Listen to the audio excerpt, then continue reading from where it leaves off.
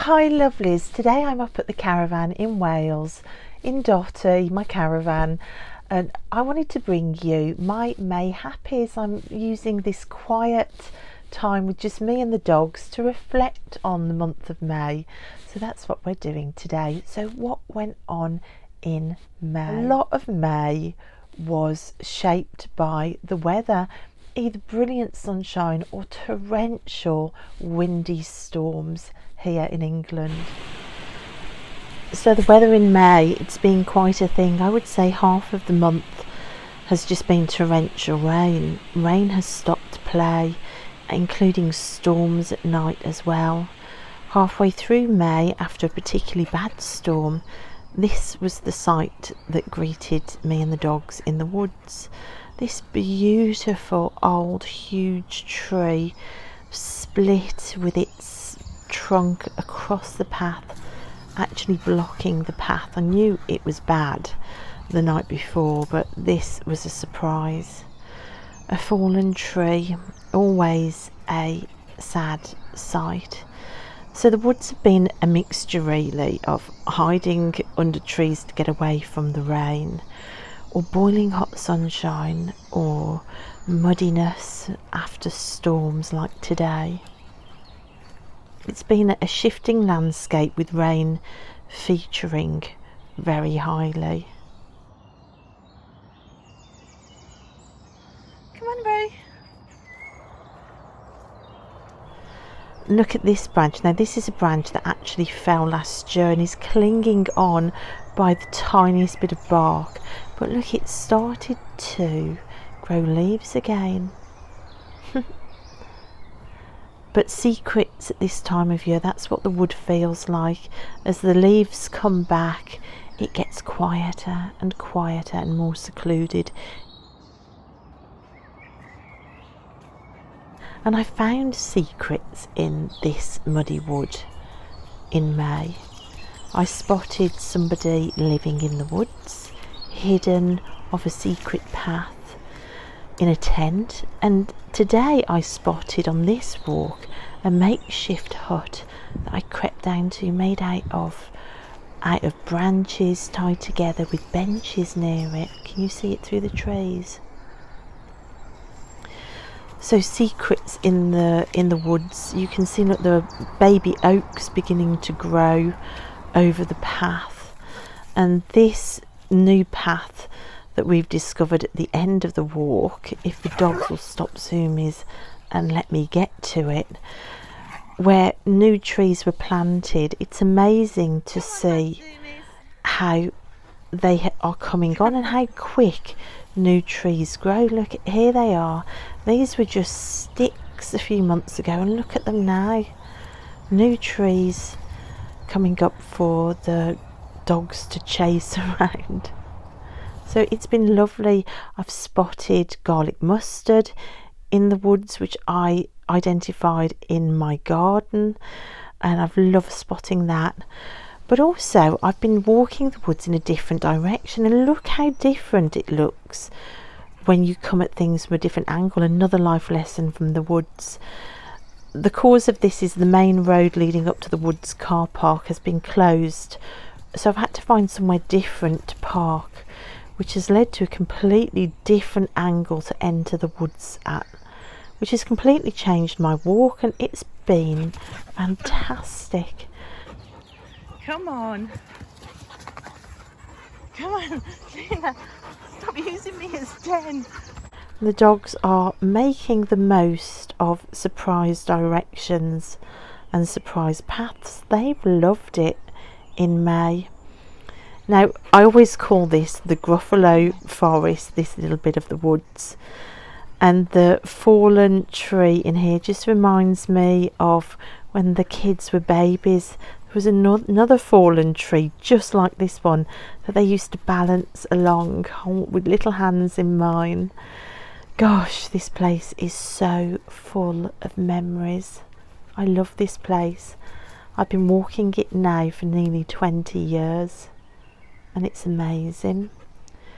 But who would have thought that just a change direction would make it feel new again? Like I said, life lessons from the woods. and the entrance in and out, look up this steep corner of the woods over tree roots. What an entrance in and an exit out.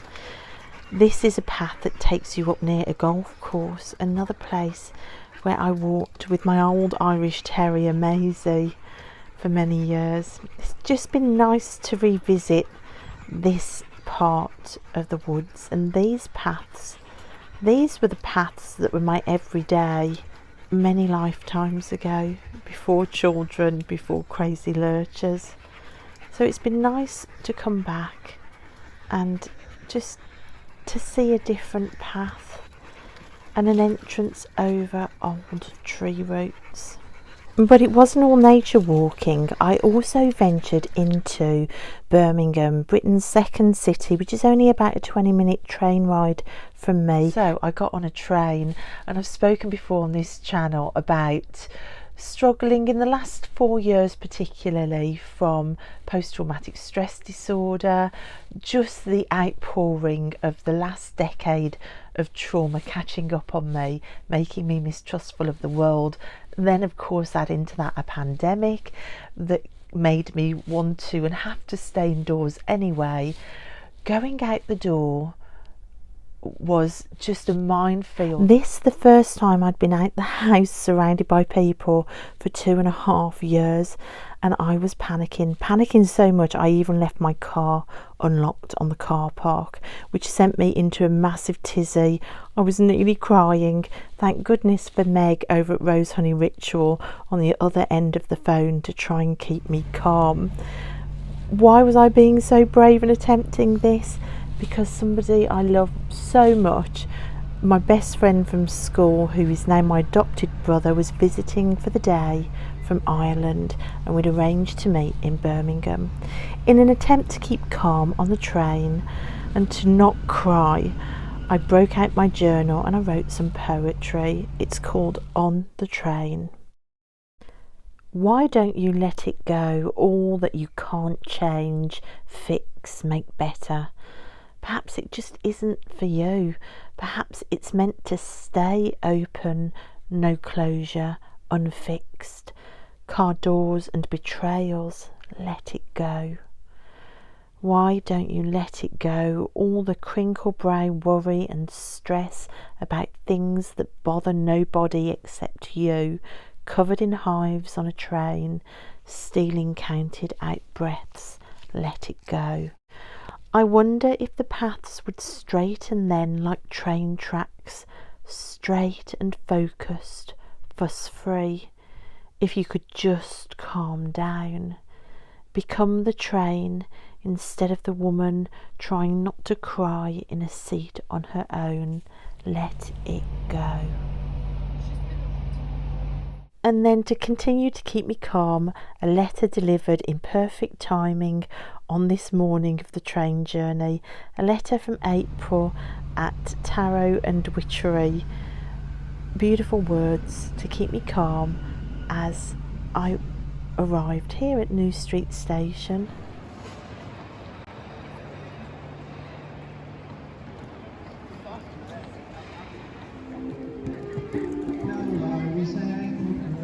I'd arrived a few hours early to go birthday present shopping for Poppy, whose birthday is also in May, and it was exhausting. So I left the shops as soon as I could and headed up to this part of Birmingham, which is where all the squares are, and the museum and the art gallery. Gosh, these squares, they're bittersweet for me. They're full of old memories, but it was fascinating to be back. Fascinating and exhausting.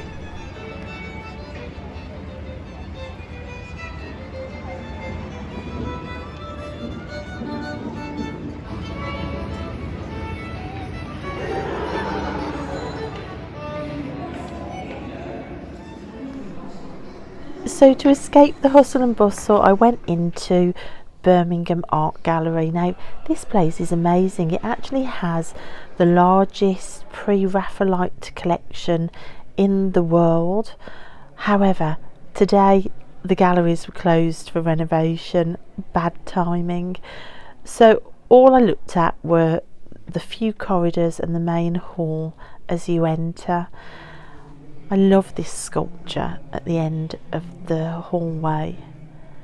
But instead of hours looking at pre-Raphaelite art, there was just the one piece out. But look at it. It's so beautiful. I love pre-Raphaelite art. So instead of looking at art, I went down to the library, seeking out quiet. That's exactly what I was doing.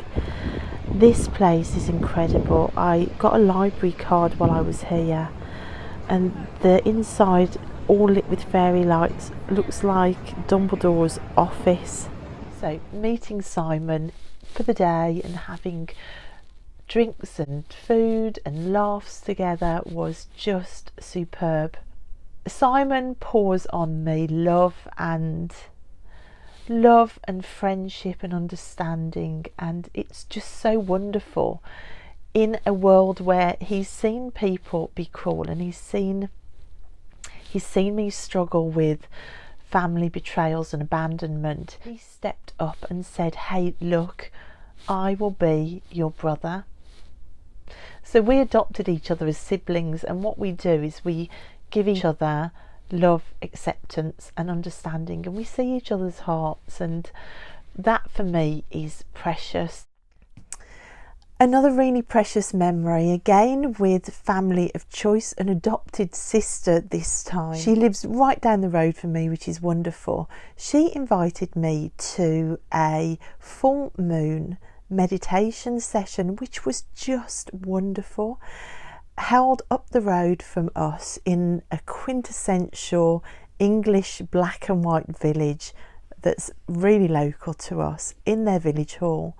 This was a full moon May meditation, a guided meditation with music. It was just glorious. And within that guided meditation, we were sent into poppy fields and then to mountains beyond. But the amazing thing is, I had already spotted the mountain and was walking towards eagles before the woman mentioned, beyond the poppy field there's a mountain with eagles. I'd already seen it. And the extra amazing thing was, I have been having a journey, a daily card journey with this deck, which is the Journey into the Hidden Realm deck, and this had been my card of the day. And when I was sitting in the poppy field in the guided meditation, I looked beyond it and thought, oh, there's my mountain from the card and there are eagles. I'm going to go and see what the eagles are doing. As I started walking in my mind towards the mountain, that's when the woman brought it into the meditation, which I thought was stunning. It was a profound meditation. It was wonderful. When we all shared the meditations in the group afterwards, there was a synchronicity between three people's meditations, including my friends, which blew everybody's mind, and it had everybody gasping. So it was a really fantastic evening, which then finished with guests coming with a whole selection of shamanic drums, and we did a shamanic drumming workshop. We got to learn about drums, to try different rhythms, to feel the energy moving around the circle, to play different drums, and that was an amazing experience to have in May. Other fantastic parts of May around the rain, of course, has been my garden. I finally faced up to the inertia of barricading the garden after last summer and all the dog escapes and hedges with holes in, and the overwhelm of the end of last summer. I finally faced up to that and unbarricaded the garden, and that has been one of the highlights of May. It took a lot of grit to do it, because I had been trying to ignore the fact the garden was there and that I'd abandoned it. I was trying to ignore the fact that I'd probably let myself down a little bit, because the jobs that were previously done were now all overgrown again. But I just faced up to it. I didn't like that feeling of gates being blocked off, that feng shui energy not flowing, and I just wanted to get back out there again. So I unbarricaded the garden gate, and you will have seen more of my magic garden on the channel in May, because I've started an extra series, a series of garden diaries where I share the work actually being done, and as well as a garden tour which I haven't filmed yet. I was going to film before I came away to the caravan, but again rain stopped to play, so my May garden tour will be coming soon, which will be just a general celebration of the garden and a wander round rather than showing jobs being done. So 2 lots of gardening on the channel, which I know some people don't watch, which is completely fine. There was never any expectation of anybody watching anything, but I know that the people that do watch it are seeming to love it, and so thank you so much for that encouragement. So there's been lots of jobs done in May. The greenhouse and around the greenhouse was sorted. There were some killer brambles there. There's been a general tidy up. I've sorted out a rose arbour so I can get out the gate. I've driven to the tip so many times with building bags full of weeds and rubbish. I have been clearing into the shed. I raised the garden gate up so that Rupert can't jump over it and escape at the top of the garden, so that's been a massive job done. And I've just loved having dirty fingernails again, which doesn't bode well for showing tarot decks, but I'm not a hand model, let's face it. But it's just been wonderful to be out there again. Also in May, continuing that 8 of Cups theme from the previous month of walking away from things that no longer serve me, I continued to walk away from telling myself I can't do things and I've got no confidence, to trying to step into more confidence and saying yes to lives. And the start of May, I did Richie over at Longman Tarot's a live with him. It was just lovely. Here are some behind the scenes photographs of the setup for that live, because I was talking about art. I got all my art out and so was completely surrounded and hemmed in. It was hysterical really, but I really loved it, and the encouragement for my art on that live was so immense. Simon's live the previous month and this live really made me think that I do need to have more confidence in my art as well, to get back into the art studio and to not beat myself up for having had a rest from the art studio for a few months. So that's what I did, and the toy tarot oil paintings have started once more, and I've loved that in May. I managed to paint nearly 5 oils in the second half of the month, and I've shared a few of them. There are some still to be shared on the channel, but just starting the toy tarot again, starting my art again has been wonderful. I have to confess that my treasure walk, where I pick up rubbish and things on the floor, detritus around me to make stories, which I spoke about in Simon's live, has also begun again, but more to come on that soon. And then as I've been in the studio, of course the kids have been doing art, and Busby spent May drawing out a card game to play with his friends at school, and it was just lovely to feel that there was art from all directions. But without doubt, one of the best things about May was Poppy's 15th birthday.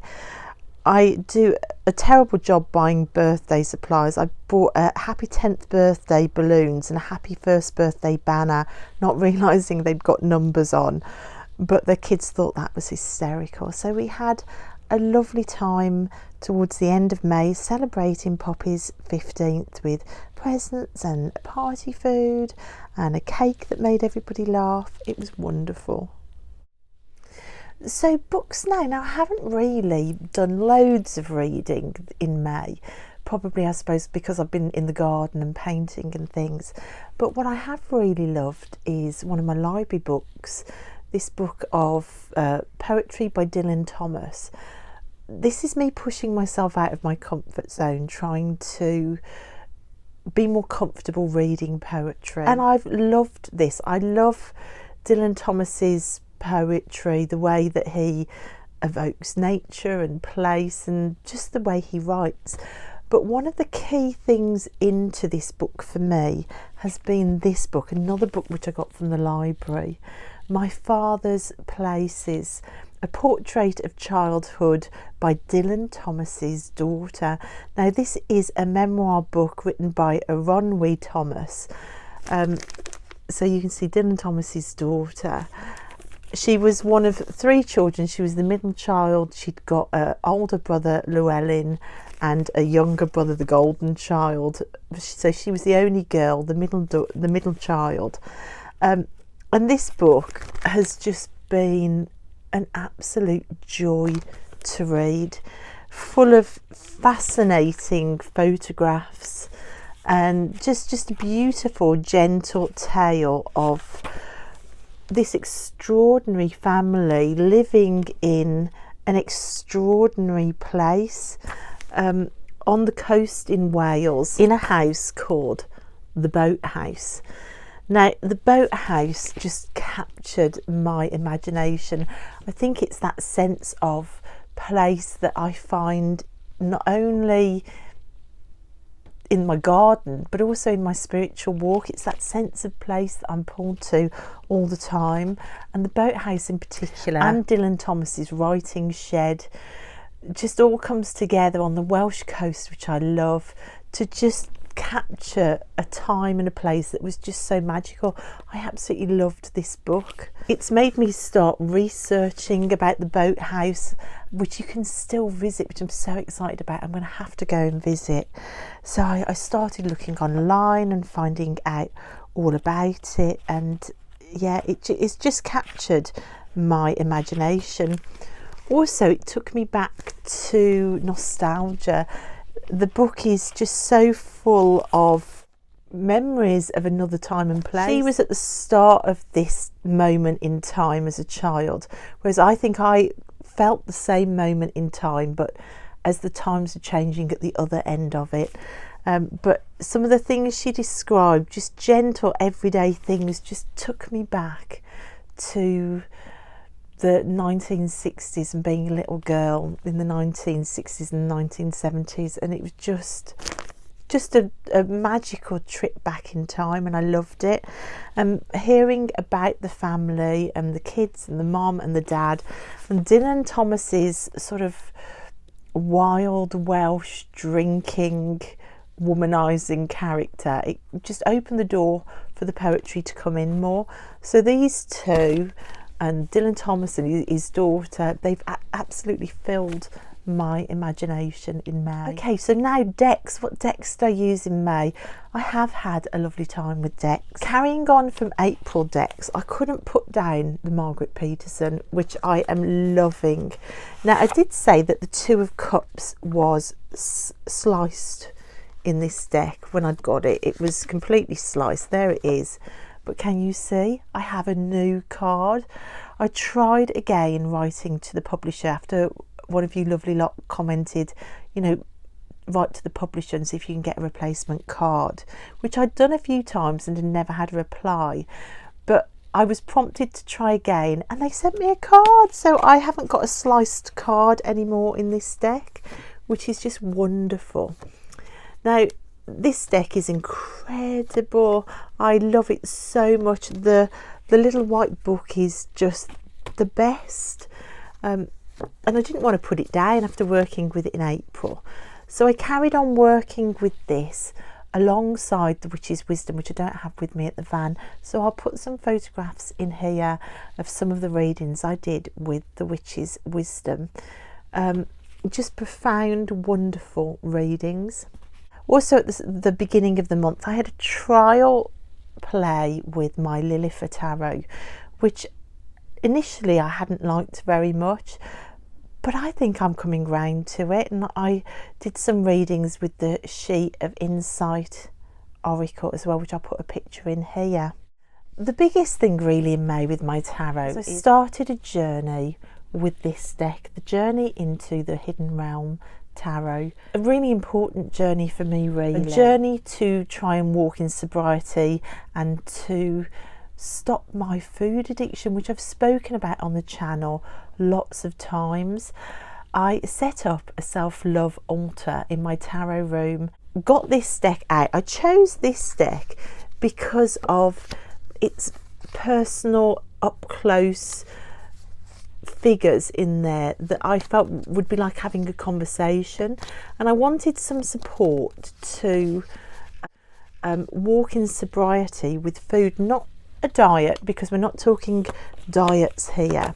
We're talking about full-blown food addiction, which really has had me in its grips for too long now. And I am struggling. I've said before on the channel I'm struggling, and I am struggling. So I decided to set up a self-love altar and to start using tarot to support me and to pull a card a day. I started it on the 9th, and I discovered that I got about 10 days in and was falling apart. So I slipped again, and we're back on a second attempt at sobriety. Day 10 is the point at which things start to descend on me, that the food is numbing. So that's been a journey in itself to discover. But this deck is something else. I am loving it so much. 9th of May, which is when this started, the first card I pulled was the 8 of Swords, and I was literally dumbfounded. Look at that card. If any card evokes the Morrigan, and it's the Morrigan that's been talking to me about a sobriety walk, that and the 8 of Cups, walking away from things that no longer serve you. To get the 8 of Swords, which is, you know, you're anxious for things that aren't necessarily real anymore, which is the crux of the matter for me in this, and to also get a Morrigan figure with a crow, it was just so clear. And then I pulled a Phoenix card about transformation. But you can see the cards that I pulled at the start were very, very much the swords. I'll put some pictures in of my first week of cards, and look at all the swords that are in there, plus strength as well.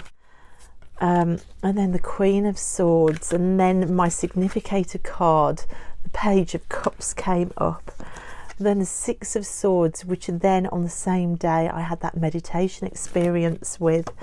It was just so many synchronicities with this.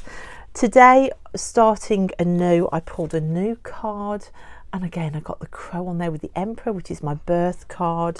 So very impactful, this walk with the Hidden Realm Tarot, which I am going to continue doing until all 78 cards are used. Then on the same day that that journey started, on the 9th of May, I also decided to start doing my week ahead spread with the Stretch Tarot, and I've been loving this deck. This is one of my favourite decks with these backs. Don't you know, the very first card I pulled on day 1 of a sobriety journey was this one, with the keyword temptation. Again, I was totally and utterly blown away.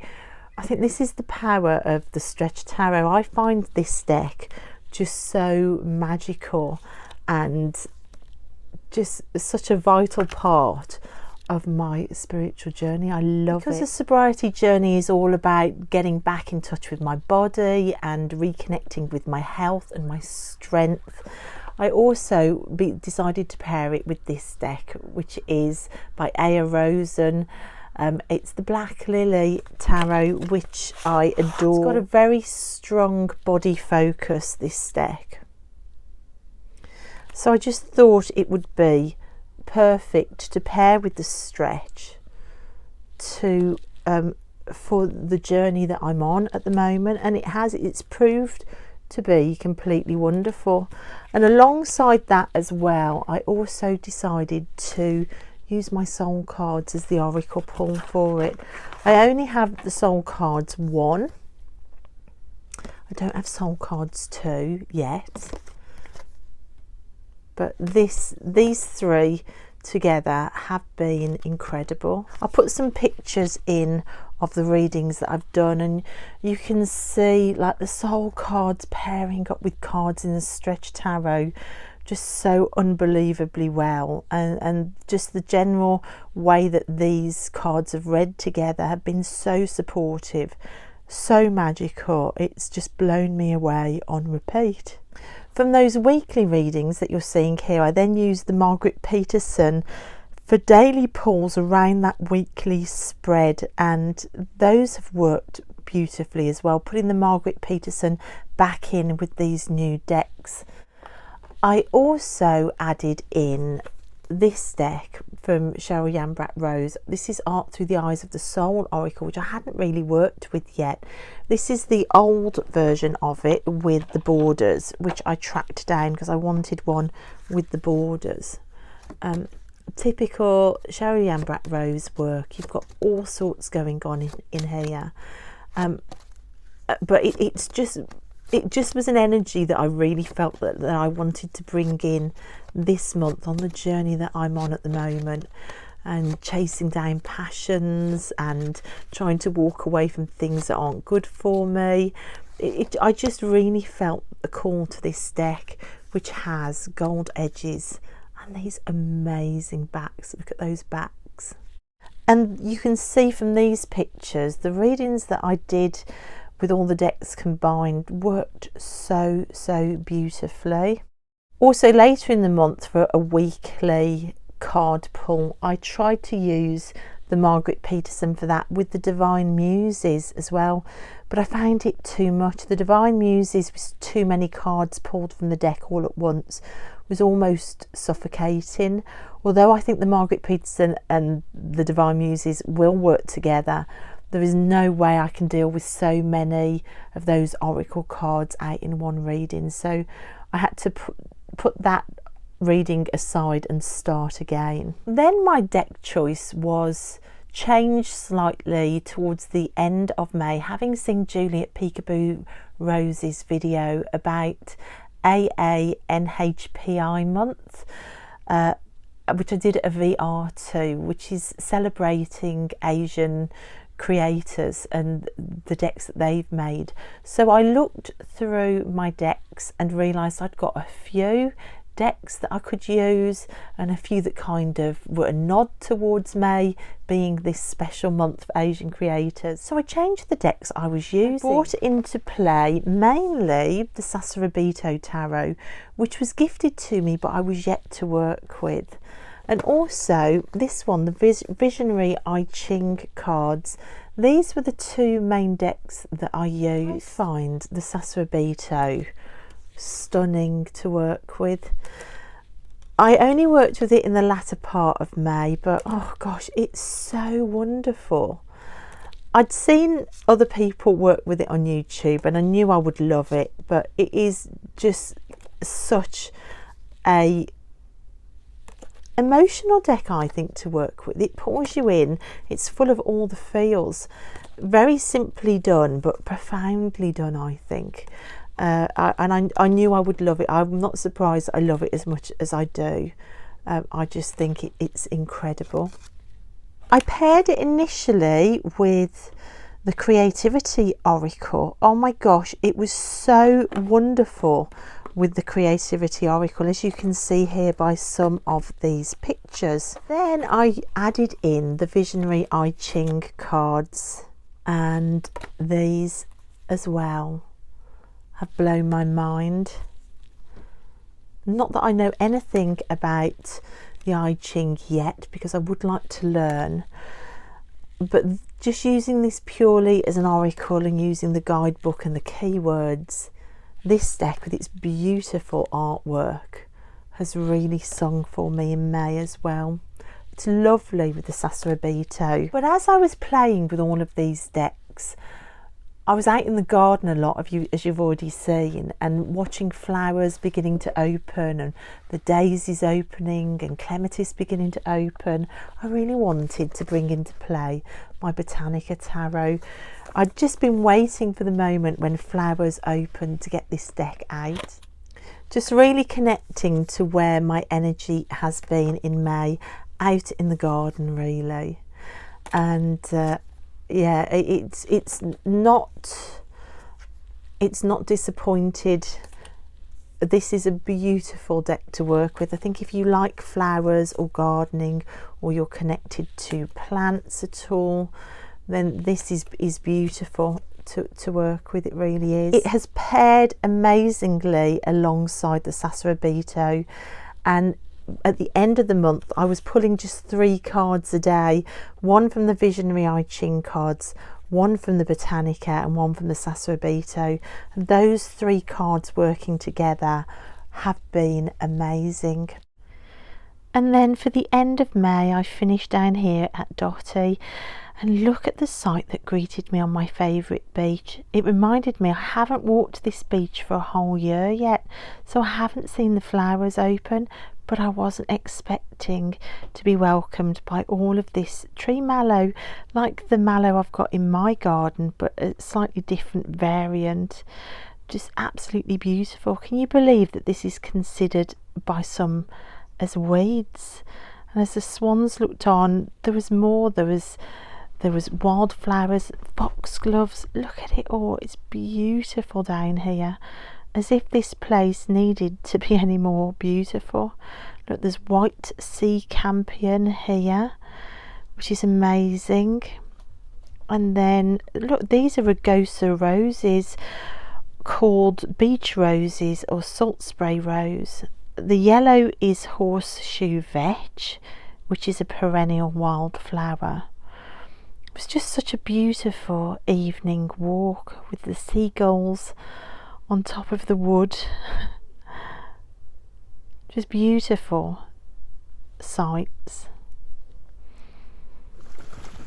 The dogs were ecstatic to be down here again, in and out of the water as per usual.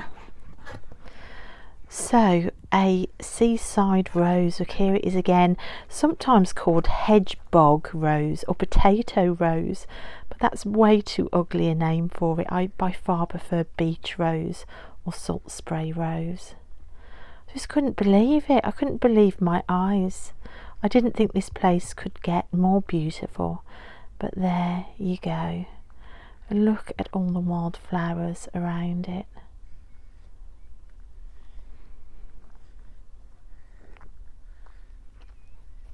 A whole bank here of sea thrift, also called ladies' cushion. Just loads and loads of wildflowers, just absolutely beautiful.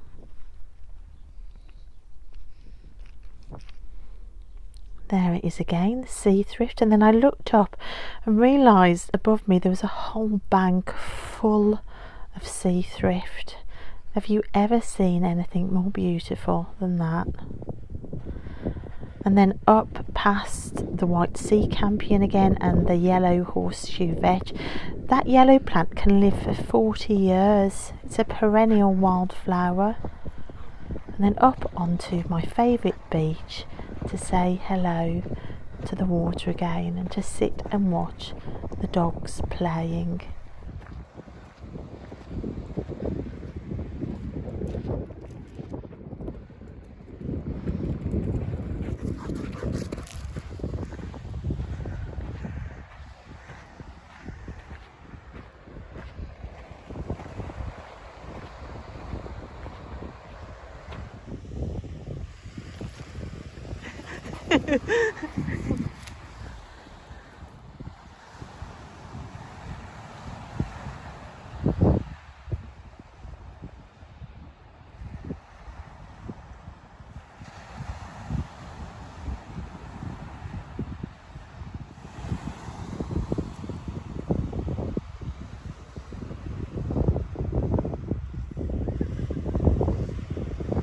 careful! Is that fun?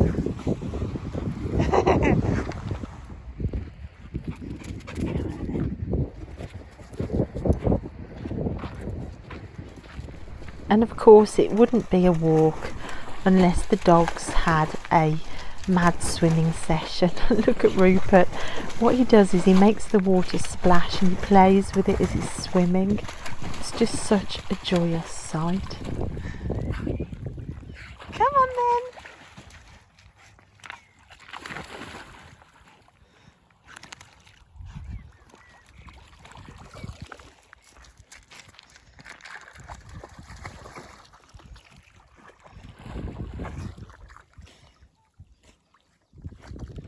This way, Ray.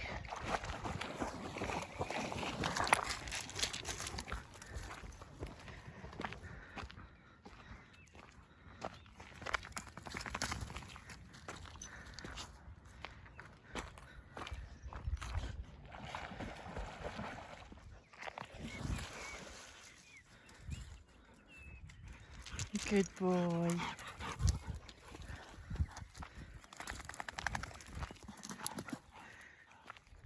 Go on then. A seagull in his river. Yeah, he's not going to stand for that.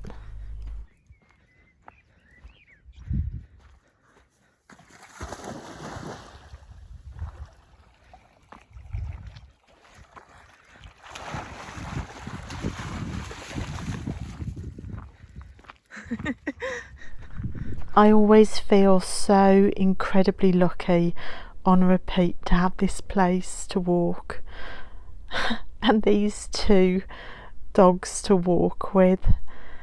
Oh goodness me, look at them. They never run out of energy and it never ceases to stop being scary when they come hurtling at me full pelt. Dogs come. And then in amongst these tiny little plants, which I'm not sure what they are, I found this amazing piece of driftwood. How incredible is that? So that's it, guys. Another happy's over, my May happies.